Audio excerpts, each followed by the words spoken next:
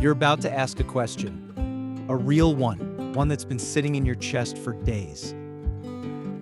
And the second it leaves your mouth, you watch it happen in slow motion. Their face shifts, their jaw tightens, the walls go up, and now you're not having a conversation anymore. You're in a fight. Again, here's what nobody tells you. It's not the question that's destroying the conversation. It's the 3 seconds before it. There is one invisible rule of communication that almost no one knows, and when you break it, even the most innocent question sounds like an attack. When you follow it, even the hardest conversations end in clarity instead of chaos. In the next 8 minutes, I'm going to show you exactly what that rule is, how to use it in 3 simple steps, and give you the exact phrases you can steal and use today. Stay with me, because this one changes things. Let's start with the real problem. Think about the last time you asked someone a tough question. Maybe it was your partner about money, your boss about a promotion, a friend who keeps canceling on you. These conversations have to happen, and yet they almost always blow up. Why? Because your brain and their brain are doing something you can't see. The moment a question feels even slightly like a judgment, the brain triggers a threat response, fight or flight. And once that kicks in, they're no longer listening to understand you. They're scanning for ammunition. Here's the analogy that cracked this open for me. Asking a sensitive question is like walking into someone's house without knocking. Even if you came to compliment their furniture, you broke in. The reaction isn't about you, it's about the violation of their space. The question, why did you spend that much, doesn't land as a question. It lands as, you're bad with money and you need to defend yourself. Why were you late again? Lands as, you're unreliable and I don't respect you. The content of the question doesn't matter. The entry does. And most of us never learned how to knock. Here's the rule in 1 sentence.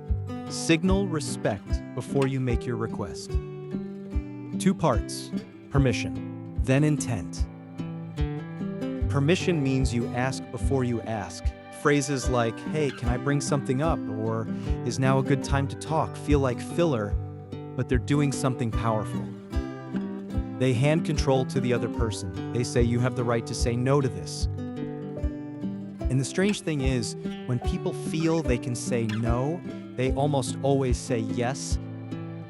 Intent means you diffuse the accusation before it forms. Right after they give you the green light, you say something like, I'm not trying to criticize, I genuinely want to understand your side. Or one of the most underrated phrases in communication, just out of curiosity. 3 words, completely transforms the tone. Suddenly, you're not a prosecutor, you're just a curious person trying to connect the dots. Put them together, permission plus intent, and you create what psychologists call psychological safety. The other person's nervous system relaxes. The fight response never gets triggered. And now you can actually have the conversation you needed to have. This isn't manipulation, this is genuine respect. The difference between barging through a door and knocking first. Okay, theory is great, but what do you actually say when you're nervous, when you're frustrated, when the stakes feel high? Here are 3 steps you can use in any difficult conversation. Step 1, the gentle entry. Ask before you ask. Timing is everything. Don't ambush someone when they're stressed, distracted, or emotionally flooded. That's like trying to have a serious conversation in the middle of a hurricane. Find a quiet moment, then use one of these. Hey, is now a decent time? I have something on my mind. Can I ask you something? It's a little sensitive and I want to be respectful about it. I've been thinking about something. Do you have a few minutes? If they say not right now, that's not rejection. That's them protecting the quality of your conversation. Take the gift. Step 2, the compassionate question. Lead with I, not you. This is where most people collapse. They go straight to you statements. You always do this, you never think about me. And the second you do that, you've lost them. Flip it. Start with your feeling, then ask to understand theirs. Here's a real example. Your colleague missed a deadline that affected your project. Old way, why did you miss the deadline? Now my whole project is behind. New way, hey, got a minute? I felt a lot of stress when I saw the deadline was missed, mostly because I'm worried about our timeline. Can you help me understand what was going on from your end? One more. Your partner made a big, unexpected purchase. Old way, why would you buy that without asking me? New way, hey, can we talk for a sec? I was honestly a little surprised when I saw that charge. Staying aligned on finances matters a lot to me. Can you walk me through what you were thinking? Notice the shift. Same situation, completely different energy. And notice, avoid why questions where you can. Why sounds like a courtroom. What were you thinking? Or how did you arrive at that? Sounds like genuine curiosity. Step 3, the graceful exit. Honor the no. This step is what proves everything else was real. You did everything right, but they still shut down. They say, I don't want to talk about this. If you push even slightly, you've just revealed the whole permission thing was a trick. You've burned the trust you just built. The graceful exit sounds like this. I completely understand. Thanks for hearing me out. Okay, we don't have to go there. I just wanted you to know it's on my mind.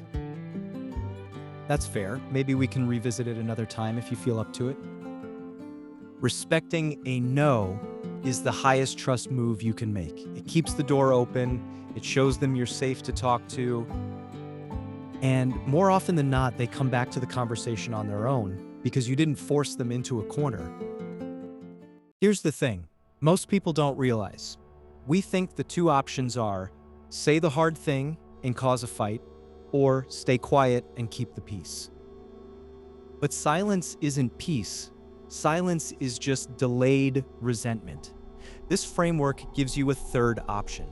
The option to understand, the gentle entry, the compassionate question, the graceful exit.